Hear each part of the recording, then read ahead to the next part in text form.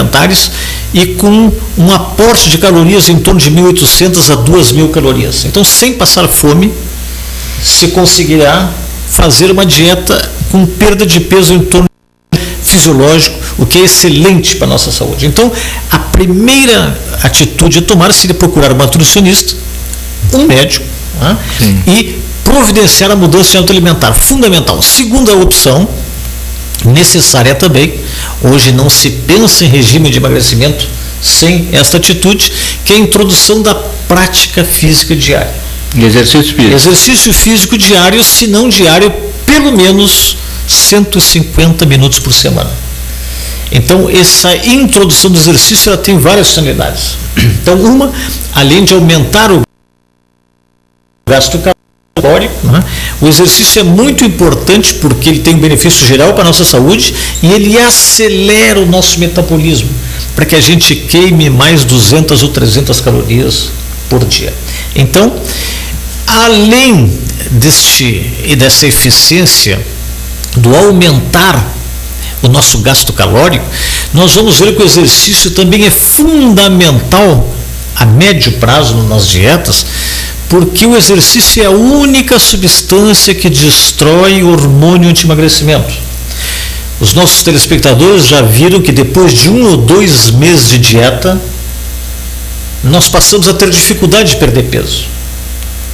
Então, no primeiro mês nós perdemos 4 quilos, nós perdemos 3 quilos, no segundo mês a gente perde 2, 3 quilos, e no terceiro mês nós temos uma dificuldade tremenda de perder peso a partir dali. É que o nosso organismo, à medida que a gente perde uma quantidade de importância de peso, a célula adiposa, o adipócito, a nossa célula gordurosa, ela interpreta esta perda de peso como se nós estivéssemos doentes e desencadeia mecanismos de economia de energia. Então ela passa a secretar hormônios anti-emagrecimento, substâncias produzidas pela própria célula adipócito, que terminam então fazendo com que a gente tende a voltar a engordar. E a única medida eficaz para vencer essa etapa é o exercício físico. No mínimo 150 minutos por semana. Ou seja, 3 vezes por semana 50, 4 dias por semana 40 minutos, né?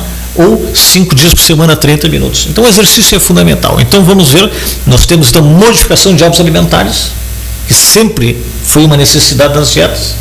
Nós temos a introdução do exercício físico e em terceiro lugar, então nós teremos substâncias, os nutracêuticos, alguns fitoterápicos, que vão funcionar como adjuvantes, como auxiliares nessas dietas de emagrecimento. E aí nós vamos ter vários tipos de substâncias que ainda estarão à disposição dos nutricionistas, dos senhores médicos, né? E o melhor ainda é que essas substâncias, por não terem efeitos colaterais praticamente significativos, eles são de absoluta venda livre. Tá?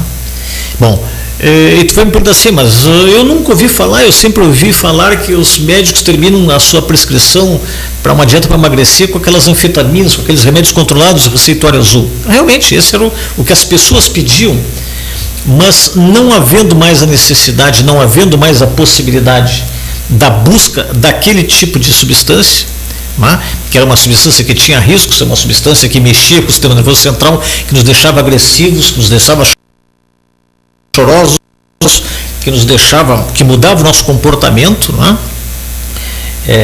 que podia aumentar a pressão, sobram essas substâncias, que basicamente atuam por alguns mecanismos, como por exemplo, aumentar a saciedade.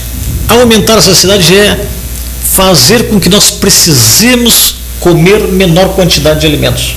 Isso é bom, isso é fisiológico. Nós precisamos comer.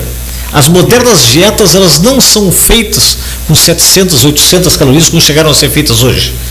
Hoje elas são feitas com 1.800, 2.000 calorias, sendo que nós precisamos, para nos manter vivo, em torno de 2.500 calorias.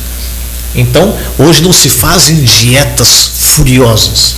Hoje se fazem dietas discretas, com alto teor de nutrientes, próximo às nossas necessidades diárias.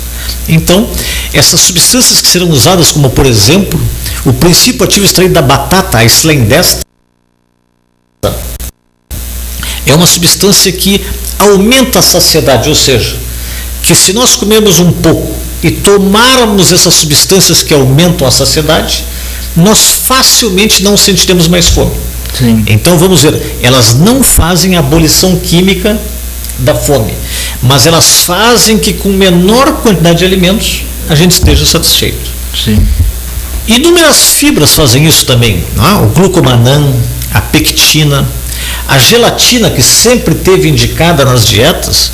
A gelatina, ela faz isso porque ela também promove a saciedade, porque ela aumenta o volume no nosso estômago, e à medida que o nosso volume de estômago é preenchido, depois de 15 ou 20 minutos, informações são passadas ao cérebro, informando que já chegou comida no intestino, que os alimentos serão processados, e então, portanto, não precisa mais fome.